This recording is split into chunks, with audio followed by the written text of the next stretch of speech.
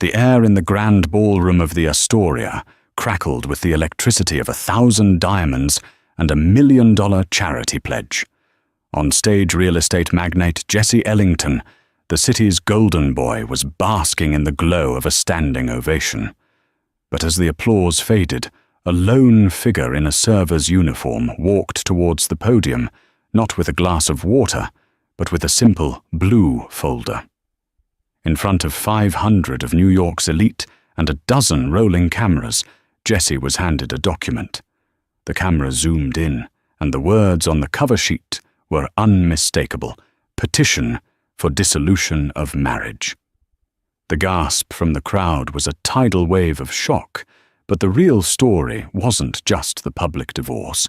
It was what happened 37 minutes earlier, when Jesse's mistress decided to mock his 7 months pregnant wife, not knowing she wasn't mocking a victim, but triggering the final move in a perfectly calculated game of checkmate. Callista Pierce Ellington believed for a time in the fairy tale. She wasn't born into the world of trust funds and summer homes in the Hamptons. She was an architect, a woman who built things with her hands, and her mind finding elegance in blueprints and strength in steel frames. She met Jesse Ellington at a fundraiser for urban renewal, a project she had designed. He was charisma personified, a dazzling smile, a tailored suit that cost more than her car, and a way of looking at her that made her feel like she was the only person in a crowded room.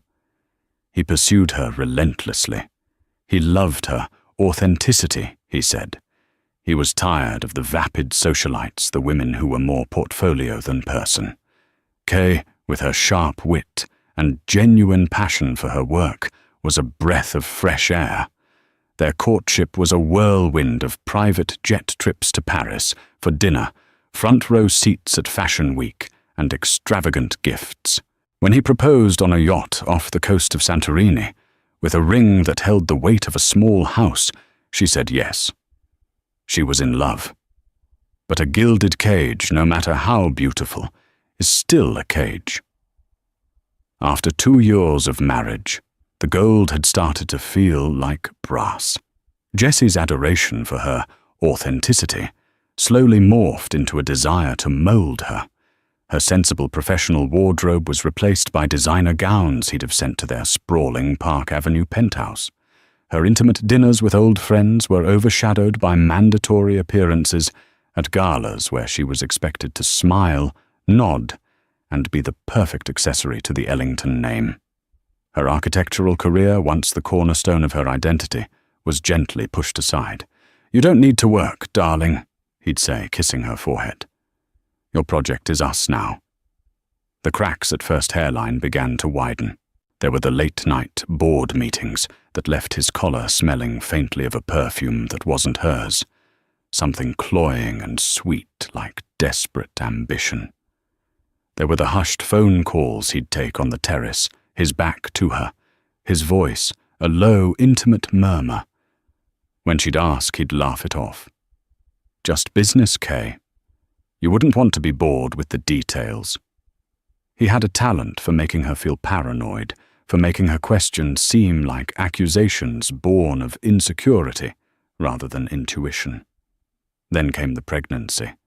It was unplanned, a surprise that Kay secretly hoped would be the glue to mend their fracturing marriage. She imagined it would reawaken the man she fell in love with, the man who wanted to build a real life, not just an empire. For a few weeks it seemed to work. Jesse was ecstatic, parading the news around their social circle like a new acquisition.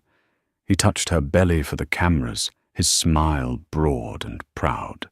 He was Jesse Ellington, the man who had it all, the billions, the beautiful wife, and now the heir. But the performance faded quickly. The late nights returned more frequent than before. His phone was now guarded like a state secret, angled away from her, and silenced the moment she entered a room. He grew distant, his touches perfunctory. When she tried to talk to him about her fears about their future as a family, he'd wave a dismissive hand. "Everything's fine, Kay. Don't stress yourself out. It's not good for the baby. The baby? It had become her identity, her sole purpose in his world, and yet another tool to silence her. The upcoming Metropolitan Children's Foundation Gala was the pinnacle of Jessie's social calendar. This year, the Ellington Corporation was the lead sponsor. He was set to receive the foundation's prestigious Visionary of the Year award and give the keynote address. For weeks, it was all he talked about. He micromanaged every detail from the seating chart to the floral arrangements. "You have to be there, Kay," he'd said, not as a request, but as a command. "It's our big night. You need to look radiant." He had a custom gown commissioned from a top designer, a shimmering silver creation designed to both flatter and showcase her 7-month baby bump. "We're selling a story here, darling," he explained. "Power family legacy. It's all part of the brand." Kay felt a cold dread settle in her stomach. She knew with a certainty that chilled her to the bone that this big night was not about them. It was about him. She was just a prop in his grand production. The night before the gala, she found a receipt from a high-end jewelry store, Van Cleef & Arpels tucked into his coat pocket. It wasn't for her. Her birthday and their anniversary had long passed. It was for an Alhambra necklace, delicate, expensive, and a well-known favorite of the city's younger, flashier crowd. That was the moment the last vestige of her hope died. She knew he wasn't just careless. He was arrogant. He didn't believe he could be caught, or perhaps he simply didn't care if he was. She looked at her reflection in the dark glass of the penthouse window, her hand resting on her swollen belly. The city lights blurred through her tears. The fairy tale was over. She was no longer building a life with him. She was trapped inside one of his constructions, and she knew it was time to design her own way out. The foundation was compromised, and the only solution was demolition. The grand ballroom at the Astoria was a masterpiece of calculated opulence. Chandeliers dripped with crystals like frozen waterfalls, casting a warm golden light over the 500 guests. The air hummed with the low thrum of powerful conversations, the clinking of champagne flutes, and the scent of money old and new. Every detail screamed prestige, a perfect backdrop for Jesse Ellington to cement his image as a philanthropic titan. Kay moved through the room with a practiced grace, a serene smile fixed on her face. Her silver gown shimmered under the lights, the soft fabric draping elegantly over her pregnant form. To the outside world, she was the picture of contentment, the adoring, expectant wife of the man of the hour. Inside her heart beat a steady, cold rhythm. She was an actress on a stage, and tonight she was giving her final performance. Jesse was in his element, gliding from one powerful handshake to another, his arm possessively around Kay's lower back. "This is my wife, Callista." He'd boom his voice full of pride. "The architect of my happiness." The irony was so thick she could taste it. With every introduction, she would see the flicker in their eyes, the women sizing her up, the men giving Jesse a knowing, congratulatory nod. She understood the unspoken language of this world. She was his greatest asset, the beautiful, stable home front that allowed him to be the conquering hero. She spotted her first. Across the ballroom, holding court near the silent auction display, was a woman who seemed to suck the light from her surroundings and reflect it back magnified. She was impossibly chic in a crimson dress that clung to her like a second skin. Her hair was a severe black bob, her lips painted the same shade as her dress. It was Bianca Roche. Kay knew of her, of course. Bianca was a gallerist of minor repute, but a social media influencer of major ambition. Her Instagram feed was a curated collage of borrowed glamour, posing on yachts she didn't own, in front of art she couldn't afford, always on the arm of some wealthy transient benefactor. She was everything Kay was not: loud, artificial, and desperate. And she was wearing the Van Cleef & Arpels Alhambra necklace. The delicate gold clovers with their mother-of-pearl inlays rested against her collarbone, a stark white against her tanned skin. It was a beacon, a declaration. Jessie's grip on Kay's back tightened for a fraction of a second. He had seen her too. "Don't!" he murmured, his voice, a low warning, meant only for her ears, his smile never faltering. "Don't make a scene." A scene was the furthest thing from Kay's mind. A scene was messy, emotional, and unpredictable. Her plan was anything but. So she simply nodded her placid smile, unwavering, and allowed him to steer her towards their table at the front of the room. But Bianca was not one for subtlety. As the evening wore on, Kay felt her presence like a physical weight. Bianca had managed to get a seat at a nearby table, one filled with younger, boisterous airs and influencers. Her laughter was always just a little too loud, her gestures a little too theatrical, all of it directed towards Jessie's line of sight. She was a hunter, and she wanted everyone to know who her prey was. The first direct assault was disguised as an accident. As Kay was returning from the powder room, navigating the narrow path between tables, Bianca stood up abruptly, bumping into her hard enough to make Kay stumble. "Oh my God, I am so sorry," Bianca gushed, her voice dripping with faux concern. She reached out, placing a perfectly manicured hand directly on Kay's baby bump. The touch was invasive proprietary. "Are you all right? We have to be so careful with precious cargo." Her eyes, dark and sharp, met Kay's. There was no apology in them, only a glint of triumphant malice. "Jessie must be so thrilled," she continued, her voice just loud enough for those at the surrounding tables to hear. "To be starting a new family. It's so traditional." The insinuation was clear. New family, as opposed to the one he was supposedly building with her. Kay gently removed Bianca's hand from her stomach. "We are very happy, thank you," she said, her voice even and calm. She refused to give Bianca the satisfaction of a reaction. She was a statue, unmovable. But the serpent had tasted blood.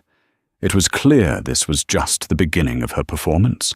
For the next hour, Bianca was a shadow, a constant, irritating presence at the edge of Kay's vision. She would, coincidentally, be talking to someone Jessie needed to see, forcing an awkward, trio-filled conversation. She would toast him from across the room, her crimson lips pursed in a silent kiss. Jessie, for his part, was a coward. He played his role laughing off Bianca's advances with a forced charm that didn't fool anyone, least of all Kay. He would try to steer Kay away, but Bianca was persistent, a heat-seeking missile of home-wrecking intent. He was trapped between the woman who held his legacy and the woman who held his leash, and his panic was beginning to show. He looked at Kay with pleading eyes, begging her with his silence to endure it, to get through the night, to protect his image. Kay watched it all with a chilling sense of detachment. The anger and hurt that had once consumed her had crystallized into something hard and pure resolve. She wasn't watching the destruction of her marriage. She was watching her husband and his mistress dig their own graves with silver spoons, and she was more than happy to let them keep digging. The main event, the keynote speech, was still to come, and so was the grand finale she had so carefully designed. The subtle jabs and veiled insults were merely the appetizer. The main course of humiliation was served just as the waiters were clearing the dessert plates. The formal program was about to begin with Jessie's award presentation as the crowning moment. It was during this brief lull, as the lights dimmed slightly and the murmur of the crowd softened, that Bianca made her final, most audacious move. She approached their table, a champagne flute in hand, her crimson dress a slash of defiance in the golden room. She didn't even pretend to be addressing anyone else. Her focus was entirely on Kay, who sat with the posture of a queen, her hands resting calmly on her lap. Jesse, who was speaking with the event organizer, froze mid-sentence, his face paling. "Callista, darling," Bianca began, her voice syrupy sweet. "I just have to say you are absolutely glowing. Pregnancy suits you. It's very maternal." She let the word hang in the air, freighting it with condescension. Kay simply smiled. "Thank you, Bianca." The lack of a flustered response seemed to annoy Bianca, spurring her to escalate. "I just hope you're getting all the rest you can now," she continued, leaning in conspiratorially, her perfume and suffocating cloud. "Because once the baby comes, a woman's body is just never the same. Things shift. It's a shame, really. Men, especially men like Jesse, have a taste for things that are firm, unchanged." This was it, the direct, undeniable strike. She wasn't just insulting Kay, she was declaring her own perceived value, her own firm and unchanged status as the superior choice. The guests at the tables closest to them had fallen silent, their eyes wide, watching the drama unfold with a mixture of horror and glee. This was better than any reality show. Jesse finally moved, stepping between them. "Bianca, that's enough," he hissed, his voice tight with panic. His eyes darted around, checking who was listening. His reputation was bleeding out on the ballroom floor. But Bianca wasn't speaking to him. She looked past him, her venomous gaze fixed on Kay. She lowered her voice to a dramatic whisper that still carried to the enthralled onlookers. "Enjoy this moment, Callista. Enjoy playing the wife. Because a belly has a due date, and so does a woman's shelf life." She punctuated the cruel remark with a small, triumphant smirk and took a delicate sip of her champagne. A collective, silent gasp rippled through the nearby tables. It was an act of such breathtaking cruelty, delivered with such precision, that it left everyone speechless. They had all just witnessed a public execution of a marriage. And in that moment, something inside Callista Pierce Ellington broke. But it wasn't her spirit. It was the last chain holding her to the woman she used to be, the woman who hoped, who forgave, who made excuses for the man she loved. That woman was gone. In her place was an architect looking at a condemned building, cold, precise, ready for demolition. She didn't cry. She didn't scream. She slowly rose to her feet, her movements deliberate and graceful. The room seemed to hold its breath. She was taller than Bianca, and with the added height of her heels and the regal bearing of her posture, she towered over the woman in red. She looked not at Bianca, but at her husband. She looked deep into his terrified, pleading eyes. She saw him for exactly what he was, a weak, terrified boy hiding in a powerful man's suit. A man who would allow this to happen, who would allow the mother of his child to be savaged in public just to avoid a difficult conversation. "Thank you, Jesse," she said, her voice not much louder than a normal conversational tone, yet it cut through the silence like a shard of glass. "Thank you for making things so perfectly clear." She didn't spare another glance for Bianca, dismissing her as one would an annoying insect. She turned and walked away from the table. She didn't storm out. She didn't run. She walked with her head held high, a solitary silver-clad figure of immense dignity, her path parting the sea of shocked faces. As she reached the grand archway of the ballroom, she could hear the event organizer's frantic voice over the microphone trying to regain control. "And now, ladies and gentlemen, a man who needs no introduction. Please welcome to the stage our visionary of the year." Mr. Jesse Ellington. A smattering of confused, hesitant applause broke out. Kay didn't look back. She pushed open the heavy oak doors and walked out into the cool, quiet marble hallway.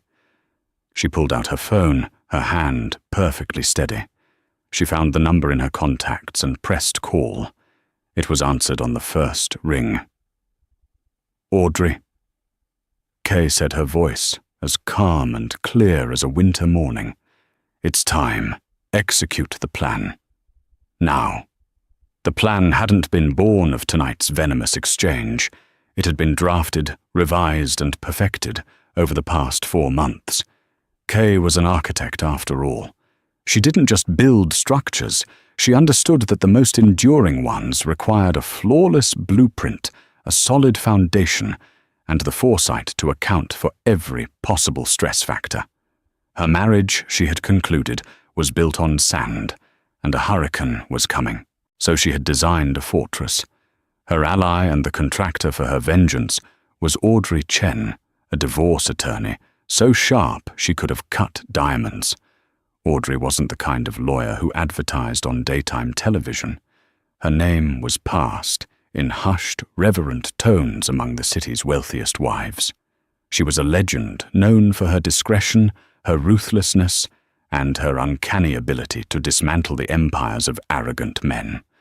The first meeting had taken place in a discreet, wood-paneled office in Midtown. Kay, her pregnancy not yet showing, had laid out her suspicions. The late nights, the secret phone calls, the emotional distance. Audrey listened without interruption, her face impassive. Suspicion is not evidence. Mrs. Ellington, Audrey had said, her voice calm and measured. The prenuptial agreement you both signed is ironclad, but it contains a standard infidelity clause. It is, shall we say, punitive. If you can prove adultery, the terms shift dramatically in your favor. Not just a generous settlement, but a significant portion of assets acquired during the marriage, including stock in Ellington Corporation. He stands to lose control, but the burden of proof is high. And so Kay had agreed to the hiring of a private investigator. Not some trench-coated cliché, but a former MI6 agent named Mr. Finch, a ghost who specialized in the indiscretions of the 1%. For 3 months, Finch was an invisible shadow. He documented everything. The evidence he compiled was damning and voluminous. There were photographs of Jesse and Bianca Roche entering a boutique hotel in Soho, a known celebrity hideaway. There were credit card statements detailing lavish gifts, the Van Cleef & Arpels necklace, a Cartier watch, a weekend trip to St. Bart's, charged to a corporate card. But the masterstroke, the piece of evidence that transformed the case from a simple divorce into a corporate takedown, was something Kay herself had uncovered. During a sleepless night, she had gone into Jesse's home office. On his desk, left open with the arrogance of a man who believed himself untouchable, was a laptop. A file he had forgotten to close detailed the financials of a shell corporation, Roche Holdings LLC. It was registered in Bianca's name. Jesse had been funneling money from Ellington Corporation into it under the guise of art consulting fees. He was not only funding his mistress's lifestyle, he was committing corporate fraud, embezzling from his own company to do it. He was using company funds to buy her jewelry, to finance her gallery, to build her a life, all while telling Kay they needed to be fiscally responsible and table her plans to start her own architectural firm until after the baby comes. When Kay presented this to Audrey Chen, the lawyer's stoic expression finally broke into a slow, predatory smile. "Callista," she said, the formal Mrs. Ellington now gone. "This is no longer a divorce. This is a demolition. The infidelity clause will give you his fortune. This," she tapped the file on Roche Holdings, "will give you his crown." They spent the next month meticulously crafting the legal assault. Audrey's team of forensic accountants traced every dollar. They prepared the divorce petition, citing irreconcilable differences, but attached a sealed addendum detailing the fraud and adultery, complete with photographic evidence and financial records. It was a ticking time bomb. The final piece of the blueprint was the delivery. It had to be public. It had to be humiliating. It had to be unforgettable. Jesse lived and died by his public image, his carefully constructed brand of the powerful, benevolent family man. Audrey had argued for a quiet, efficient filing, but Kay had insisted. No. Kay had said, her voice filled with a cold fury that surprised even herself. He made his choice. He chose to humiliate me privately at first, and now he allows his mistress to do it publicly. He wants a stage, I'll give him one. He wants to be the visionary of the year. Let's give everyone a vision of who he truly is. So they planned it for the gala. They knew he would be at his most arrogant, his most celebrated. Audrey had hired a professional process server, a man named Henderson, who was a master of infiltration. He was a former actor, able to blend into any environment. For this evening he would be part of the catering staff, complete with a uniform and a security pass, procured by Mr. Finch. The phone call Kay made as she left the ballroom was the pre-arranged signal. Execute the plan. Now. It meant Henderson was to proceed. It meant Audrey was to electronically file the unsealed addendum with the courts. At the precise moment, Henderson placed the papers in Jesse's hand, ensuring the juicy details would be public record by the time the morning news cycle began. It meant a press release carefully drafted by a crisis PR firm Kay had hired was being sent to every major news outlet in the city. Walking out of the Astoria, Kay didn't feel sadness or regret. She felt a profound, liberating calm. She was no longer a victim in someone else's story. She was the author of her own, and she had just written the climax. The fallout would be immense, the scandal explosive. But for the first time in years, Callista Pierce Ellington felt free. She had taken all the pain, the betrayal, and the humiliation, and she had used it as fuel. She had designed her escape, and the entire structure of Jesse Ellington's world was about to come crashing down, while the grand ballroom of the Astoria was a pressure cooker of whispers and veiled glances. The back of the Lincoln Town car was a sanctuary of profound silence. Kay Pierce Ellington sat perfectly still. The cool leather of the seat, a comforting anchor in a world she had just set spinning. Outside the tinted window, the glittering lights of Manhattan slid past, no longer the bars of a gilded cage, but simply lights on a map leading to a new, uncharted destination. She was not fleeing. She was executing a strategic retreat. Her phone, which had been silent in her clutch, vibrated with a single discreet buzz. It was a text from Audrey Chen. "He's taking the stage. Henderson is in position.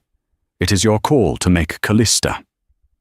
Are we go, Kay looked at the message, the screen's glow, illuminating her impassive face. For a fleeting second, a ghost of the woman she once was flickered within her. A woman who loved this man, who had dreamed of a family with him, who might have found a way to forgive.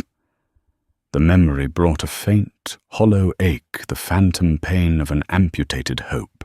But then she thought of Bianca's cruel, possessive hand on her belly, of her venomous words about a woman's shelf life, and most of all of Jesse's weak, pleading eyes, begging for her silence, for her complicity in her own humiliation.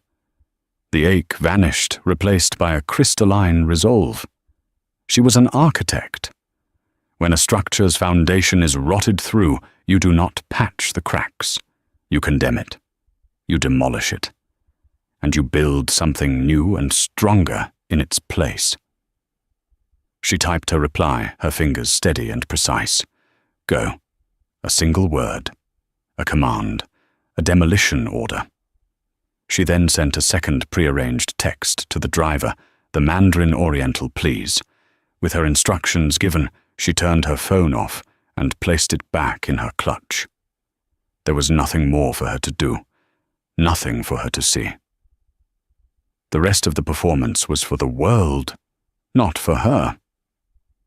She leaned her head back against the seat, closed her eyes, and for the first time in months, she breathed.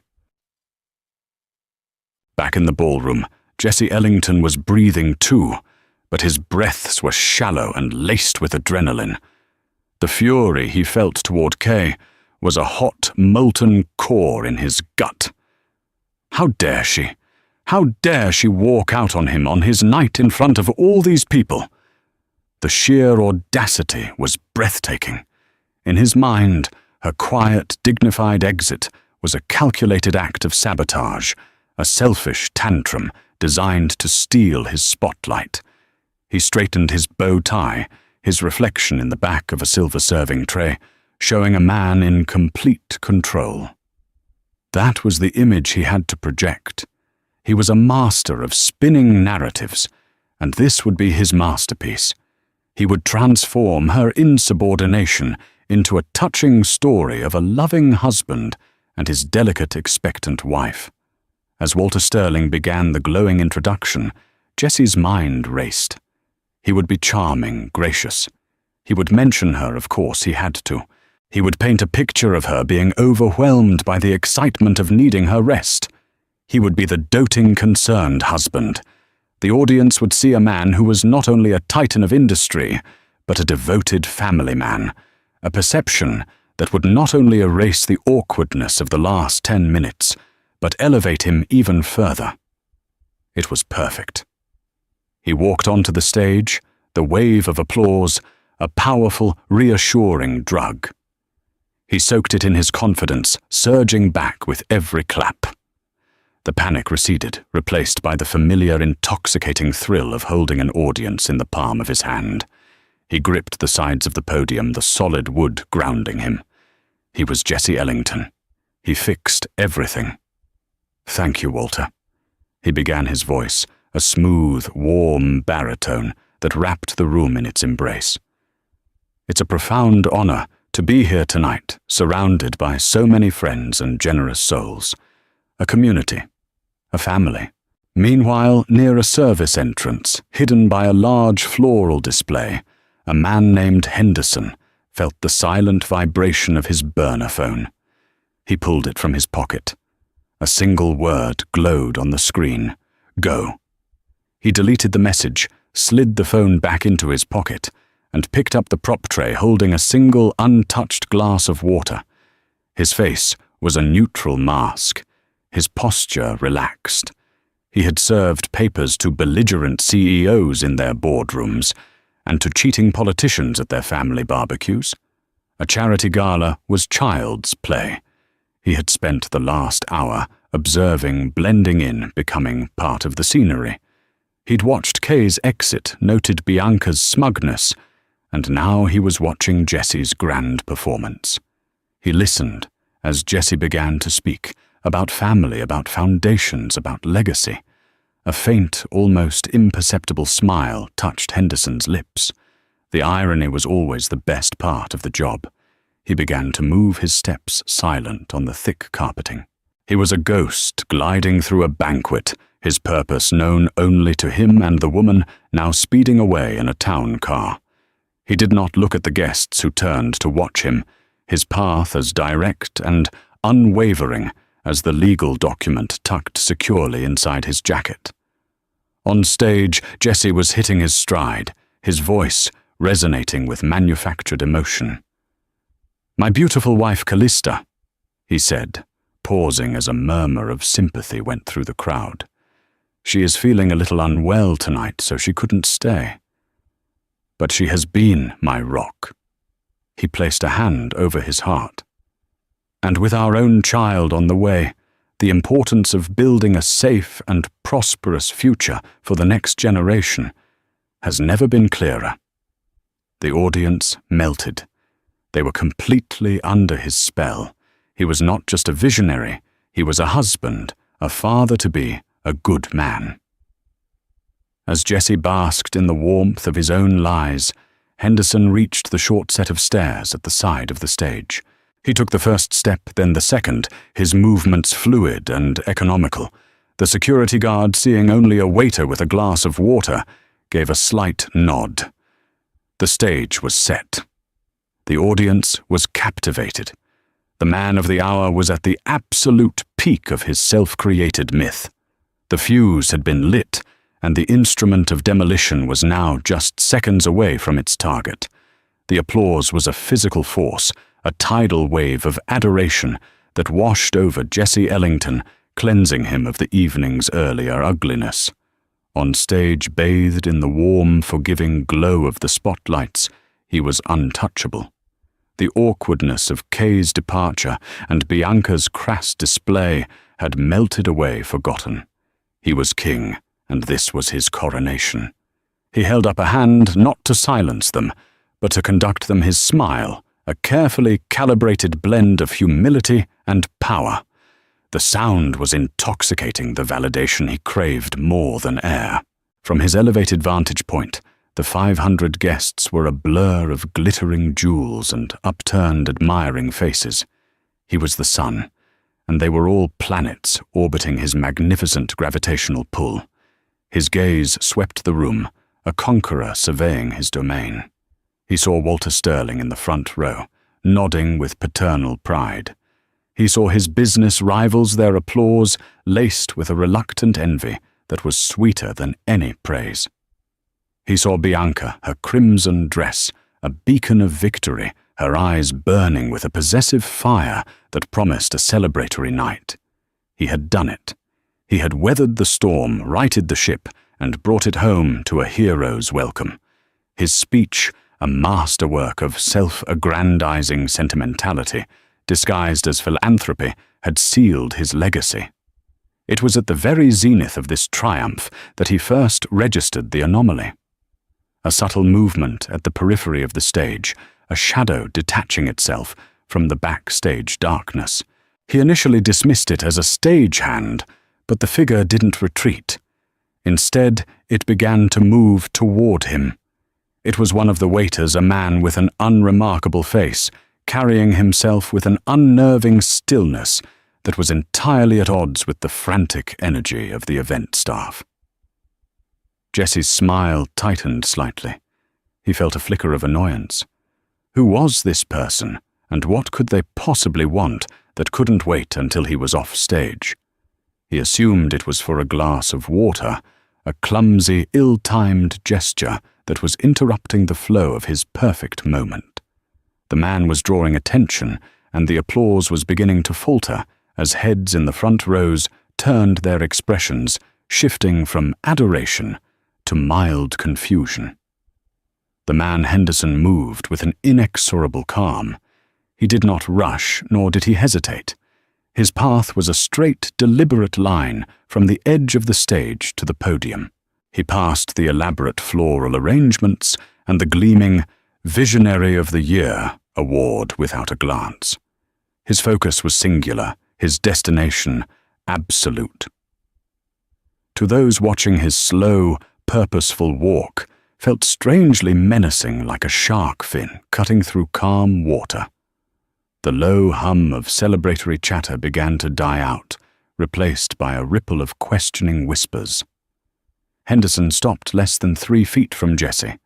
He was close enough that Jesse could see the bland professionalism in his eyes, devoid of the deference he expected from service staff.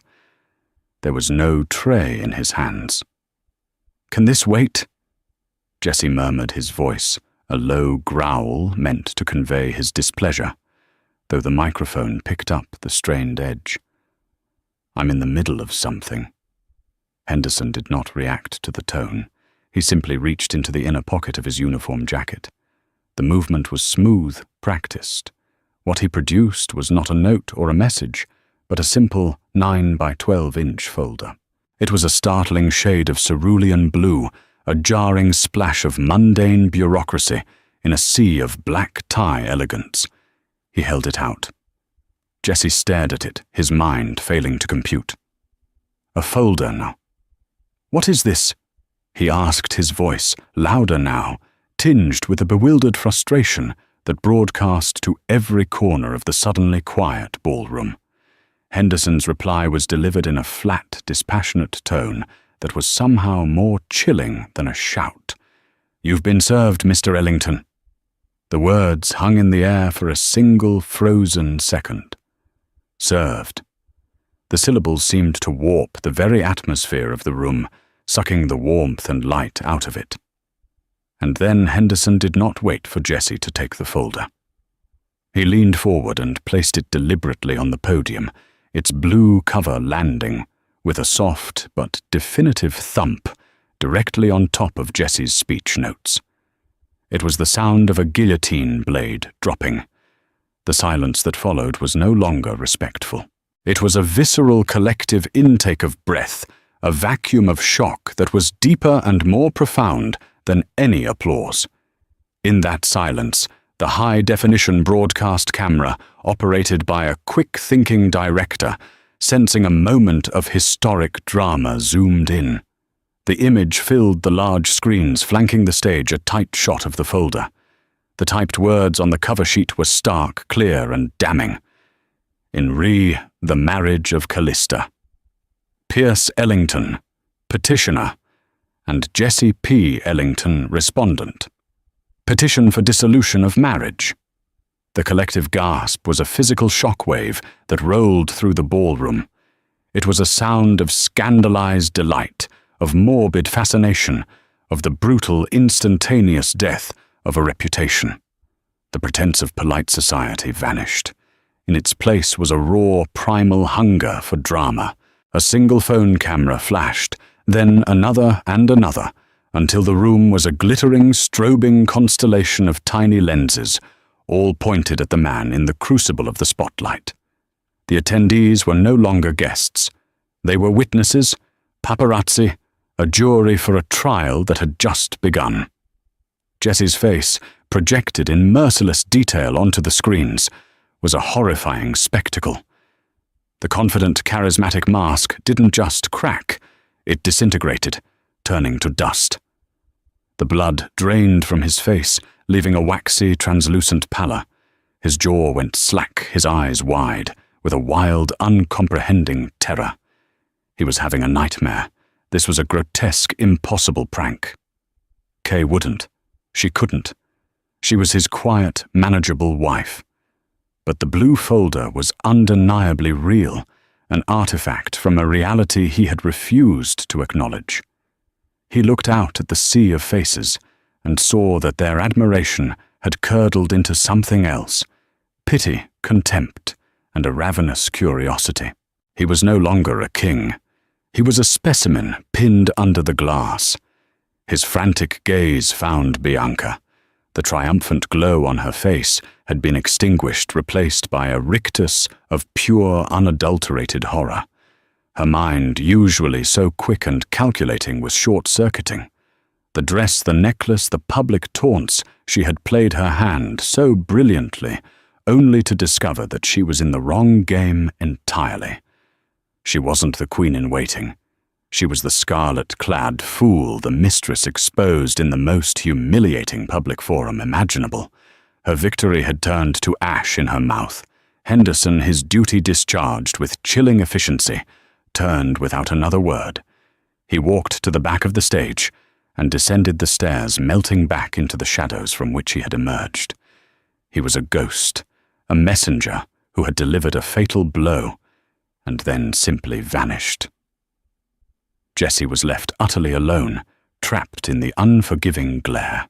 The silence was now broken by a rising tide of frantic whispers. He felt 1,000 invisible arrows piercing his skin. His entire life was built on perception, on the curated image of strength and success.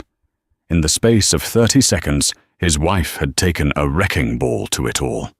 He reached out a hand, trembling violently, and his fingers brushed against the edge of the blue folder. It felt as cold as a tombstone. The curtain had not just fallen on his speech. It had fallen on Jessie Ellington, and there would be no encore. The explosion on stage at the Astoria sent shockwaves that did not fade with the morning light. They multiplied, amplified by the insatiable engine of the 21st century news cycle. Before the last guest had even retrieved their coat, the clip of Jessie being served was a viral supernova. It was everywhere, replayed in an endless loop on cable news, dissected by morning show hosts with vulture-like glee, and turned into 1,000 merciless memes on social media. The hashtag Ellington Demolition was trending globally. By 9 a.m., the New York Post had hit the stands, its front page a masterpiece of tabloid brutality, a high-resolution photo of Jessie's ashen, stunned face, the blue folder, stark against his tuxedo. The headline screamed in bold white letters read, "Earless tonight, mogul served divorce papers. Mid-speech as pregnant wife flees Gala." But that was only the opening salvo. The real war began when Audrey Chen's perfectly timed court filing was unsealed. The story instantly morphed from a juicy marital drama into a catastrophic corporate scandal. The affair with Bianca Roche was now merely a footnote. The true headline was the meticulous documentation of Roche Holdings, LLC, the fraudulent art consulting fees, the embezzlement. The press didn't just have a story of infidelity, they had a story of greed, corruption, and a CEO who had used his own publicly traded company as a private slush fund for his mistress. For Jesse, the fallout was suffocating. The supportive calls he expected to receive never came. His phone, usually a constant source of affirmation, fell silent. The emergency board meeting was held in a sterile, soundproof room that felt like a tomb.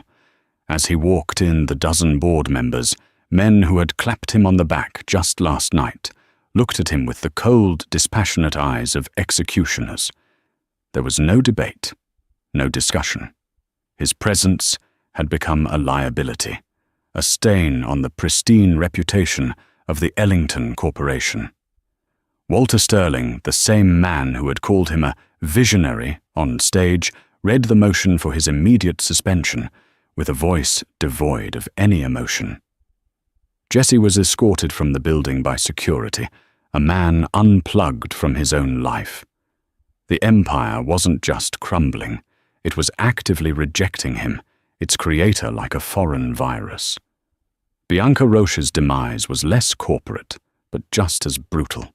She woke up to find her world had vanished. Her name and face were splashed across every news site, branding her not as a glamorous socialite, but as a cheap homewrecker embroiled in a fraud investigation. The man who had bankrolled her existence sent only a single sterile email from his lawyer, severing all ties and warning her against any contact. The friends who had eagerly sipped her champagne and admired her borrowed jewels now crossed the street to avoid her. She was a pariah, a walking cautionary tale. Her desperate attempts to control the narrative to position herself as another of Jesse's victims were met with scorn and ridicule. She had craved the spotlight, and now she was burning in its unforgiving glare. While their worlds imploded, Kay remained an island of calm in the hurricane she had unleashed. From the quiet sanctuary of her suite at the Mandarin Oriental, overlooking the vast expanse of Central Park, she watched none of it. She had instructed Audrey to filter all information. She refused to pollute her new beginning with the toxic sludge of Jesse's downfall. Her days were not spent consuming news reports, but in quiet consultation with her legal team, in prenatal yoga sessions, and in long, peaceful walks through the park, her hand resting on her belly. The call from Audrey came a week later. Jesse's lawyers, recognizing the utter futility of a court battle that would only expose him to further criminal liability, had surrendered. "They've agreed to everything, Callista," Audrey said, a rare note of satisfaction in her voice. "They're not even countering. The infidelity clause is triggered. He's signing over the penthouse, the agreed-upon assets, and the stock portfolio. He just wants this to go away." Kay closed her eyes, taking a deep breath. There was no triumphant joy, no thrill of victory. There was only a profound, quiet sense of release, like a patient taking their first breath after a long and painful fever had finally broken. "Thank you, Audrey," she said softly. "Thank you for helping me draw the plans." 3 months later, the scandal had been buried by the relentless pace of the city. In a sun-drenched loft in Tribeca, the noise of the street below seemed a world away. The expansive space, with its high ceilings, exposed brick, and massive industrial windows, was a testament to her own aesthetic, strong, honest, and full of light. A simple brass plate next to the door read, "Pierce and Associates." This was both her home and the headquarters of her new architectural firm. She stood over a large drafting table, not a designer gown in sight. She wore simple linen trousers and a soft cashmere sweater, her bare feet on the warm, polished concrete floor. The loft smelled of fresh paint, brewing coffee, and the limitless potential of a new beginning. Blueprints were spread out across the table, the precise, elegant lines depicting not a skyscraper, but a nursery. She ran a hand over the designs, imagining the soft grey walls, the clean lines of the white oak crib, the large window that would let in the morning light. It was a space designed for peace, for safety, for love, everything her old life had lacked. As she stood there, contemplating the future she was meticulously building, she felt it a strong, definitive kick from within. A powerful flutter that was no longer a surprise, but a conversation, a connection. She smiled, placing both hands on her belly, a wave of overwhelming love washing over her. This was why she had done it. Not for revenge, but for this. For this child who would be born not into a gilded cage of lies, but into a home built on a foundation of truth and strength. She had watched Jesse's world burn, not with malice, but with the dispassionate understanding of an architect watching a condemned building be demolished to make way for a new, better structure. She had taken the pain, the betrayal, and the humiliation, and she had used it as fuel. She had designed her escape with the same precision she brought to her work. And now, in the quiet of her own space, surrounded by her own plans, Callista Pierce was finally home. She was no longer a character in someone else's story. She was the architect of her own, and the foundation was solid. And so Callista Pierce Ellington, a woman pushed to the edge, refused to be a victim. She became the architect of her own justice. She proves that the most powerful revenge isn't loud or hysterical. It's intelligent, precise, and delivered on your own terms. She didn't just leave a toxic marriage. She leveled an empire built on deceit and reclaimed her own life brick by brick. This is a story about the incredible strength that can be found in the ashes of betrayal, and a reminder to never ever underestimate the person you've wronged. What did you think of Kay's ultimate plan? Was it a stroke of genius or a step too far? Let us know your thoughts in the comments below. If you love stories of epic revenge and incredible empowerment, make sure to hit that like button. Share this video with someone who needs to hear it, and subscribe to our channel for more true-life dramas where justice is finally served. Click that notification bell so you never miss a single takedown.